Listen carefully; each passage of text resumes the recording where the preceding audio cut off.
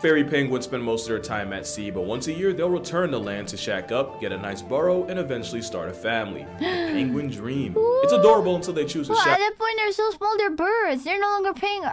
Wait, penguins are birds. Okay, I'm raised breeding. Ha ha ha. I'm raised breeding. Ha ha ha ha. Up under your house, and you find out what a pint-sized penguin vow renewals. Casual Geographic. If Narnia and the The island, I think it's about Tasmania Island. And I'm pretty sure I've claimed that this island is not real. Look, there's a lot of things that I claim are not real because, like, I personally don't feel like they are, like narwhals and Northern Lights and Tasmania, because like it's a Tasmanian devil, it's like Looney Tunes. But let's go. Let's see if it's real. If Narnia and the Twilight Zone had a one-night stand with enough hallucinogens to make the cast of Euphoria flinch, you'd get this island. What happens when you combine snow-seasoned beaches, sky-molesting reaches? Is Australia? Is it not even the Tasmania part? Oh my god, it's embarrassing. Air so clean you'd swear it bleaches, a hippie Satanist wet dream jungle, and animals not even Dr. Seuss on Adderall could come up with. You'd get a place with enough worlds for a Mario side-scroller, all packed into an island the size of West Virginia. Oh. Tasmania is like the lesser... It is Tasmania! Suck my... hair loops. DLC Too early in the video to say what I wanted to say. off of Australia. It was originally connected to Australia as part of a polyamorous land situation known as Gondwana, until they divorced and Tasmania moved out. You gotta convince me that it's real, because I don't know if I believe just yet. I don't know if I believe just yet. I know it's a part of Australia, but like, you understand there's a difference between a video about the entirety of Australia and a video that's hyper-specifically about Tasmania. Okay, you understand this, right? You understand the distinction, right? Right? Typical Argentinian. But not without attachment issues, since it's only about 150 miles off the mainland. It's fitting you can't spell Taz without mania, because one day in Australia's draft folder will have you seriously reevaluating. You know what you also can't spell without mania? Romania. Ah! Ooh. Your sanity. Everything's just backwards. The seasons are flipped. Yeah, that's why I don't think it's real, because like it's like backward. December to late February, and winter being June to September. If you want to. That's not real. This island is not real. Okay, yeah, we're talking about a fictional island, of course. Fall without tripping, you'll have to March 1st. And because of the rain shadow effect in the many mountains of Tasmania, What the hell is the rain shadow effect? the west half of the island gets 5 times the rain the east does, making the landscape more Imagine being in the British side of the island. bipolar than the animal it's known for. Speak of the devil, we'll get to them, and that wombat is definitely not sleeping. But that's exactly the kind of mind to expect from a land where the toilets flush backwards. What? In fact, we can start right there. Your introduction to how weird Tasmania can get starts the day you lay How do they flush the toilets backwards? Yeah, nah, it's not real, man. Nah, it's not real, man. cheek on a seat without checking first. That's an easy way to get your taint tickled by a frog in your toilet. It happens so often that it's one of the things Australians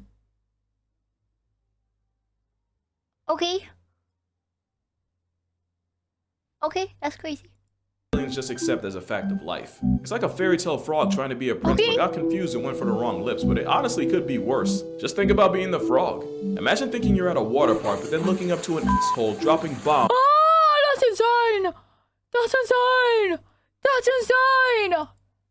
Like it's Hiroshima. And while getting your bathing suit area caressed by Kermit would surely put a dent in your mental, the frog's technically not dangerous and definitely not the worst thing you can find in your bathroom. Imagine dropping trow in the dunny just to see the highly venomous Tasmanian tiger snake just under some TP. And yes, that's actually happened. Oh my god! How about a family of also venomous jack jumper ants in your kitchen?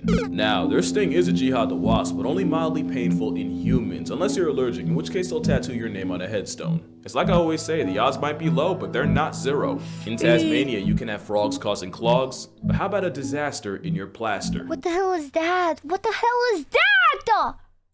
Do me a favor real quick, close your eyes. Okay. Go ahead, do it. I'm now doing imagine after a long, stressful day on your feet, you finally get into bed, nestle yourself under the covers. The room is the perfect temperature. It's nice and dark, and slowly drift off into that familiar Hollow Knight. I'm playing Hollow Knight. Congrats, you've just had the experience every Australian has at one point. The day you find out you're roommates with a brush-tailed pop. This Loki happened to me, but it's because I think there's foxes living nearby. So I hear fox screams in the middle of the night sometimes. The UK has a lot of foxes. The devil's squishmallow. Their personality trait involves breaking into houses and living there rent-free, all while serving the soundtrack of Satan getting his prostate punched. And I also hear things crawling in the walls. And I think if I was more different, I would be convinced my house is haunted because I was hear scratching noises. But I just think there's like rats or squirrels living in my walls. They're a protected species, so they're above the law, which is how they end up in Looney Tunes levels of nonsense. There was one time a brushtail broke into and trashed some woman's office, but in his defense, he's sorry. This possum broke into a bakery, and I guarantee you sorry is the last thing, well, other than half-digested pastries, coming out of his mouth. In their defense, they are cute, and their vision might be poor, but they'll still peek at you. They're living proof that out of fight or spite, life in Tasmania will find a way. Take these rocks for example. The rocks, called dolerite, were formed by magma getting pushed up through the crust, kind of like a pimple that can... They're actually like lava rocks. It's obsidian with cobble. Extend up to 300 meters above the sea, crazy. Or just under 1,000 feet. You might think nothing could get any... 1,000 feet. Sorry.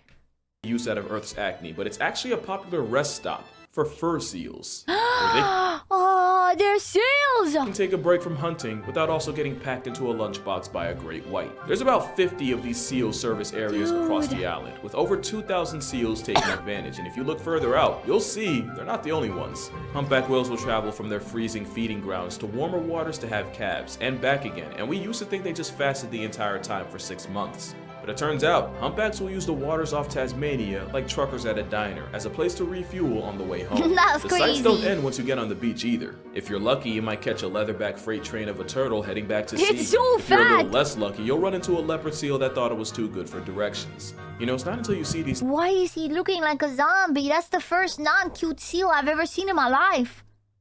things on land that you realize just how bad penguins got it. It's rare, but every once in a while the rubber assault sub wanders from Antarctica and ends up in Australia's under. He looks like me. Look, look.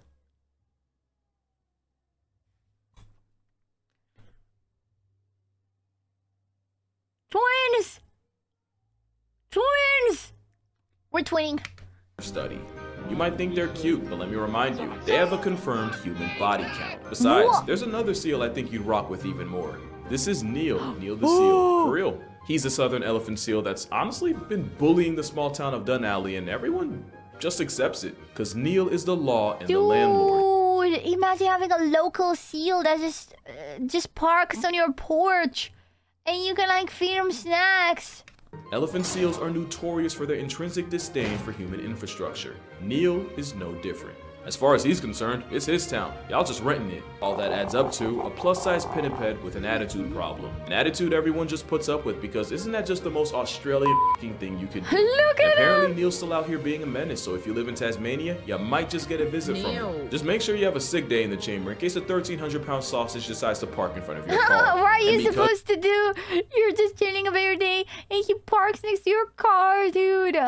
Tasmania. I gotta water my chud seal, son. Job of the hut on your lawn. He is a chud, isn't The he? world's smallest penguin. Fairy penguins spend most of their time at sea, but once a year they'll return to land to shack up, get a nice burrow, and eventually start a family. The penguin dream. It's adorable until they choose to Well, at shack that point, they're so small, they're birds. They're no longer penguins. Ah, wait, penguins are birds. Okay, I'm race breeding. Ha ha ha. I'm race breeding. Ha ha ha ha. up under your house and you find out what a pint-sized penguin vow renewal sounds like.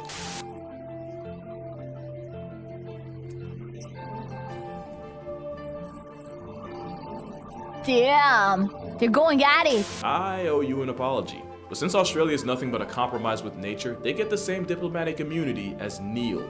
There's even places where you can watch hordes of travel-sized blue penguins coming home after a long They're day so at sea. And if you're really lucky, you'll see what happens when he comes home to his wife getting her plumbing fixed by someone else. Pro tip though, they don't like bright lights, but they're chill around red. I don't really know why, but them's the rules. They like Speaking red. of rules, you probably heard of island gigantism, where animals become the supersized version of themselves if they've been marooned long enough. Tasmania is no exception. The difference is it led to the biggest tree in the world. Whoa. This is Eucalyptus regnans. It's one of the few trees with a pyro. Doesn't look that big. I don't know. It just doesn't look that big. Like, I see next to a car. The trees in Attack on Titan are bigger, is all I'm gonna say. Since they can only reproduce by releasing seeds from pods after they've caught on fire. But because of the rain shadow effect and one side of the island getting way more Rain shadow effect. rain than the other, it also means way less fires. So they kind of just keep growing. Okay, that Not was only can they big. grow taller than the Statue of Okay, that was big. Okay. Liberty at over 300 feet. Many of these trees are well over hundreds of years old since that was the last big fire. Some of the oldest can be 500. That's half a millennium of waiting to spread their seed. Talk about getting pushed to the edge. Damn.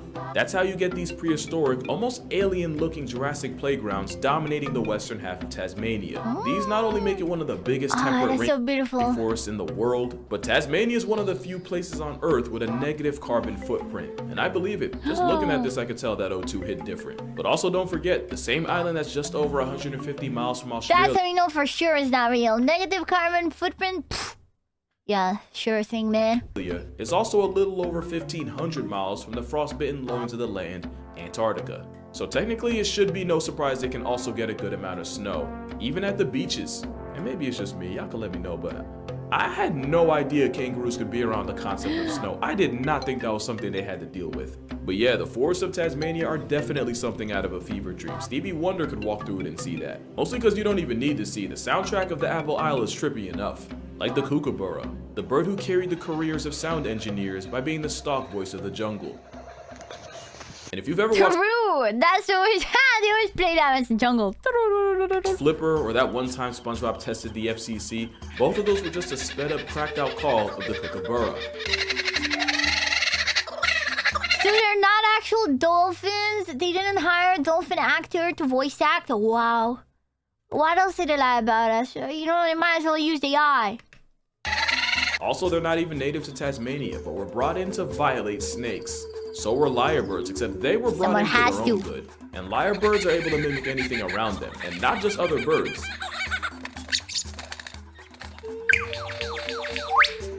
There was a lyrebird named Chook who lived in the Adelaide His name was Chud at a point. Chook. Chud. Zoo while a new exhibit was being built. So guess what he did? What did he do?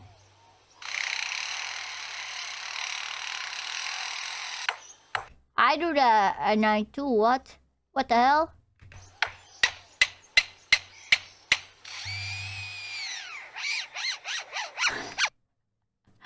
He's being a tool. He's being a tool.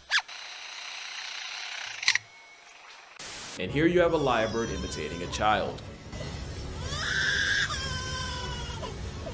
And while cosplaying as a chainsaw is cool, the gaslight potential is too outrageous to not be acknowledged. There's other birds too. You probably know this as a carnage happy hell tweety and a literal black air force. But Tasmanian magpies don't swoop, and neither I nor science have Oh my god, bro. Her eye! any idea why. Also, I don't know what I thought a goth canary sounded like, but it certainly wasn't this. They sound like I'm as robots. confused as you. If you look up into the trees, you might find the eye-catching Tasmanian rosella, or the tawny frogmouth, which is... I see him. I see him. The more Pars video taught me to see him. There's one, there's two of them. We saw this one. We saw this one. quite literally the opposite. Truly a Muppet of a bird. But it's the Muppet Hey, Tasmanian look at reserves. him! Look at him! Look at him! And then you have the nightjar. A little known fact about them is they actually The nightjar, I also do that too. have an even smaller Siamese twin of a bird right by where their beak's That's supposed not to be. real, you see what I mean? Like, that's like a normal to me. That's like a CGI bird from Harry Potter. And now you'll never be able to unsee it. But that's not even close to the weirdest animal in Tasmania. That would have to be... Yep, we've entered the platypus portion of the No! I forgot these were real too! No, these are not real either. Fuck. What do you mean the platypus is real? It has a duck bill. video. It would take a whole nother video to describe all the ways this identity crisis is a middle finger to the natural order, so here are some highlights. They have no nipples, so they sweat milk. They have no teeth, so they Sweat milk? chew with rocks. They have no stomach, it goes straight down their gullet. What? They swim blind and deaf and use electrical impulses like sharks to find prey, because of course they do. How? And they have one all-purpose hole that was apparently so fascinating their entire family reunion got I mean, the thing is, all birds have that. It's this cloaca. So I guess it's closer to a bird, but like it's a bird that is not birding. Named after it. The only animal in their league of eccentricity, yeah, weird was just too bland a word for them, is the echidna. It's also a stomachless, egg-laying, milk-sweating, water-loving monotreme. They're a lot like the Greek guard dog Cerberus. What are those? What are those? Instead of 3 heads, they have 4. Instead of on their shoulder, theirs is south of the border. Echidnas have a fire hydrant with 4 nozzles, and only 2 can come Knuckles? Knuckles? I didn't know. to a conclusion at a time. Speaking of erupting Only 2 at a time, though. That's a fun fact to know. Fanfic writers. It has 4. Only 2 at a time can come, though. heads, I'm really about to blow your mind. So you probably know the Disney show Phineas and I Ferb do. with character Perry the Platypus, created by Dan Povenmire, who came up with a concept for a teal-tinted monotreme in 1993. And obviously platypes aren't green in nature, or at least not the live ones. Except in late 2020, scientists discovered the walking custard factory glows under UV light. Take a wild guess what color. Yeah, this That's crazy. Why did he do that? What? goes right at the top. Their quadruped cousins glow too. In fact, we found out that a lot, if not most, Australian mammals show out under ultraviolet. Why? What is this? It's because they're very polite and wait their turn. I don't... And yeah, if anyone has a reason other than that's just Australia, I would love to hear it. And if you thought it couldn't get weirder, 1, you're not giving Tasmania nearly enough credit, and 2, there's an animal here that catches bodies and uses light to do it. This underground light show is a cave full of glowworms. They're not worms, but the larvae of a type of gnat that uses bioluminescence to lure insects in, and a thread hanging from the cave ceiling to trap them. Straight out of the page of the anglerfish playbook. Once a victim flies too close to the sun, the larva pulls them up to revoke their existence. Sea sparkles are a lot less dramatic, and these are caused by bioluminescent The plankton that, like Skechers, light up when disturbed.